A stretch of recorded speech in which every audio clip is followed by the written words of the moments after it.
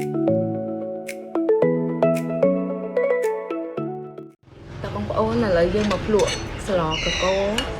ថ្នោតទាំងអស់គ្នាបងប្អូនចាអូយតំណងបងប្អូន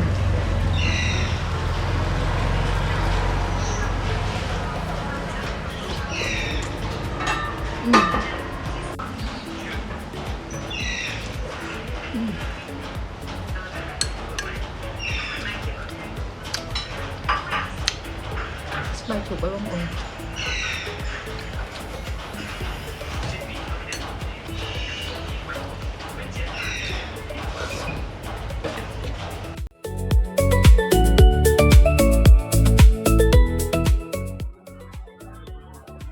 បងប្អូនថ្ងៃនេះយើងមកស្លមកកកូរយើងមកស្លកកូរថ្នោតទាំងអស់គ្នាបងប្អូនយើងមានកន្លែងថ្នោតយើងមានកន្លែងកកូរគ្រប់មុខ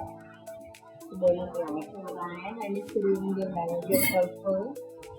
ចាគ្រឿងយើងមានគល់ស្លឹកស្លឹកគ្រៃខ្ទឹមបាដេងហើយនិងល្មៀតចាហើយនេះប្រហុកបងប្អូនហើយនឹងក៏លីងឥឡូវយើងស្លជាមួយនឹងឆ្អឹងជំនីជ្រូកហើយនឹងស្បែកជ្រូកបងប្អូន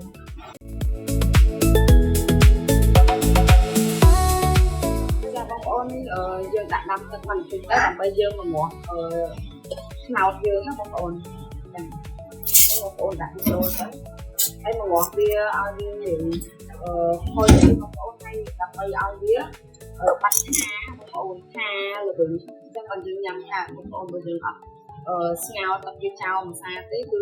វាខាយើងញ៉ាំអត់កើតទេនឹងអត់ចង់ញ៉ាំដល់នេះរបស់យើងហ្នឹងបានរៀងឆ្អិនតិចទេបងប្អូនអញ្ចឹងយើងបិទចក្រានហើយយើងស្រង់ទៅឡើង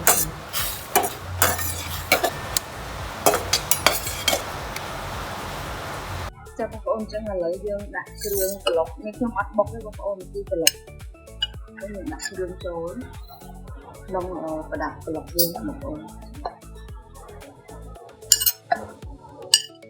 ក្នុងគ្រឿងប្លុកហ្នឹងយើងថែមទឹកចូលបន្តិចណាបងប្អូនដើម្បីងាយស្រួលក្នុងការប្លុក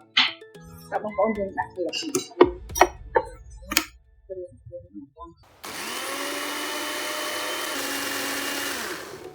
អូខេឥឡូវហើយបងប្អូនយើងប្លុកវិញហើយបងប្អូនយើងគ្រឿងប្លុកយើងចាហើយក៏បងប្អូនយើងមកម្លិញគ្រឿងបងប្អូនអញ្ចឹងយើងដាក់ប្រេងចូលបន្តិចទៅនេះខ្ញុំប្រើប្រេងអូលីវបងប្អូនចាបន្ទាប់ពីយើងដាក់ប្រេងហើយយើងដាក់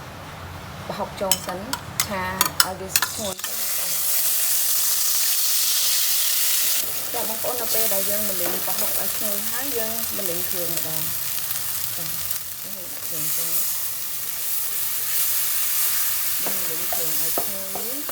ឥឡូវយើងម្លិញគ្រឿងហើយឥឡូវយើងដាក់សាច់ចូលបងប្អូនជាមួយនឹងស្បែកជ្រូកដាក់ចូលមួយគ្នាចាបងប្អូននេះចូលស្ល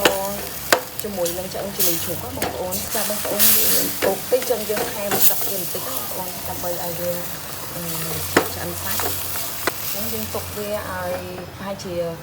2-3នាទីដើម្បីឲ្យសាច់រៀងឆ្អិនហើយចាំយើងបង់បន្លែរឹងចូលបងប្អូនចាបងប្អូនឥឡូវសាច់យើងរៀងឆ្អិនបន្តិចហើយអញ្ចឹងយើងដាក់ល្ពៅចូលបងប្អូនចាតើបងប្អូនឥឡូវល្ពៅយើងឆ្អិនហើយយើងថែមបន្លែនេះម្ដងបងប្អូនថែមទឹកមួយកូនចានអញ្ចឹងបងប្អូនដើម្បីឲ្យបន្លែយើងហ្នឹងឆ្អិនល្អហើយវាមានទឹកដើម្បីឲ្យវាពុះទៅវាឆ្អិនបន្លែបងប្អូនចាតើបងប្អូនឥឡូវបន្លែយើងរៀងអលីតិចហ្នឹងបងប្អូនយើងដាក់ថ្នោតយើងចូលបងប្អូនយើងថែមទឹកមួយកូនចានទៀតចាបងប្អូនយើងដាក់គ្រឿងហើយបងប្អូនបាច់ប្រើអំបិលអីទៀតទេបងប្អូនប្រើតែម្សៅរ៉ូឌីបានហើយដោយសារតែយើងដាក់ប្រហុកអញ្ចឹងខ្លាចវាប្រៃបងប្អូនអញ្ចឹងនេះខ្ញុំដាក់ម្សៅរ៉ូឌីមួយស្លាបព្រាកន្លះបងប្អូនស្ករសនេះខ្ញុំដាក់អត់ដល់មួយស្លាបព្រាបងប្អូនចឹងសម្រាប់ប៊ីចេងនេះខ្ញុំដាក់មួយចុងស្លាបព្រាបងប្អូនអញ្ចឹងយើងវាឲ្យពុះផ្លែសិនហើយយើងដាក់បន្លែខៀវចាបងប្អូនឥឡូវនេះគឺពុះហើយអញ្ចឹងដាក់កលីងហើយបងប្អូនដើម្បីឲ្យវារីកជាមួយនឹង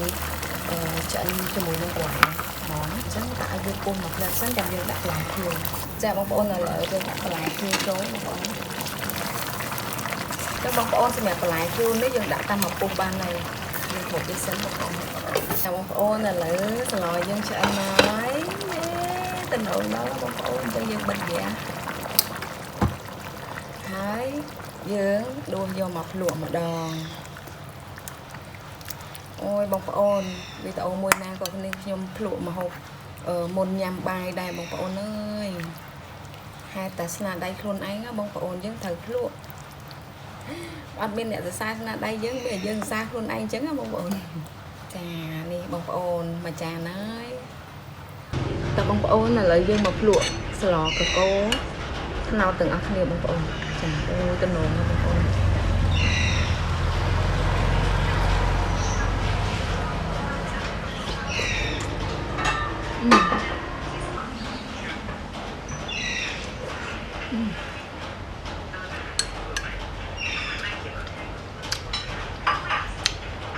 ស្បែកជប់ឲ្យបងប្អូន